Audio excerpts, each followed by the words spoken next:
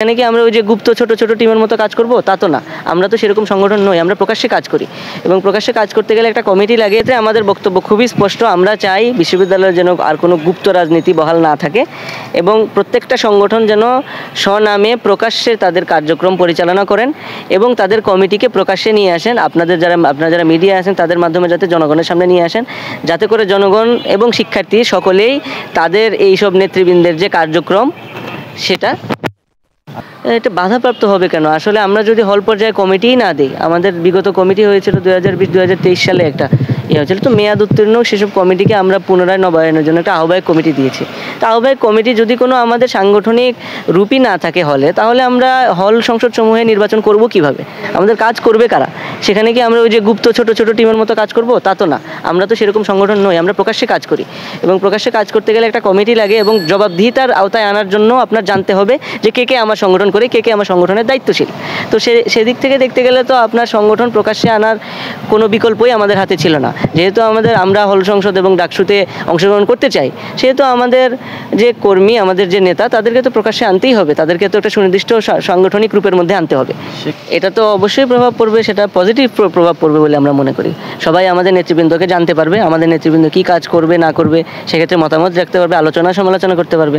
তো প্রভাবটা আমরা পজিটিভ যাতে প্রভাব হয় সেক্ষেত্রে আমরা নিরন্তর কাজ করে যাচ্ছি এবং বিগত দিনে যে গণরুম, গেস্ট রুম এবং বিভিন্ন নিবর্তনমূলক যে সংস্কৃতি হলগুলোতে চালু ছিল, সেগুলো যাতে আর কোনোভাবেই ফেরত না আসে, সেক্ষেত্রেও যাতে আমরা সোচ্চার থাকতে পারি।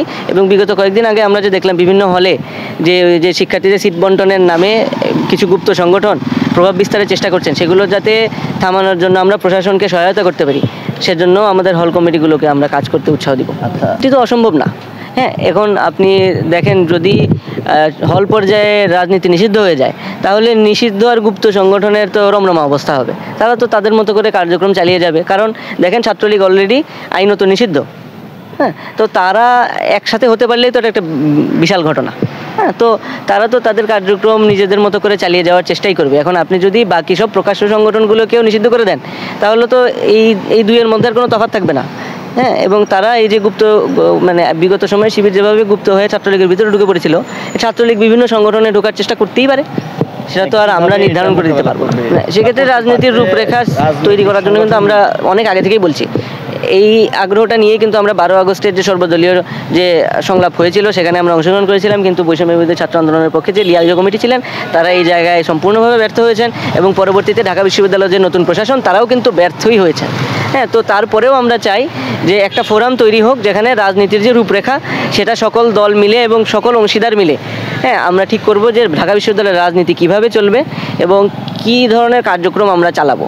হ্যাঁ, সেটা সকলের আলোচনার ভিত্তিতেই মানে ঠিক হতে হবে। এবং এক্ষেত্রে একটা জায়গায় আমি মনে করি যে সবার ঐক্যবদ্ধ থাকতে হবে যে আমরা প্রকাশ্য রাজনীতি করব এবং জবাবদিহিতামূলক রাজনীতি করব, কোনো গুপ্ত সংগঠনের মতো কার্যক্রম চালাবো না।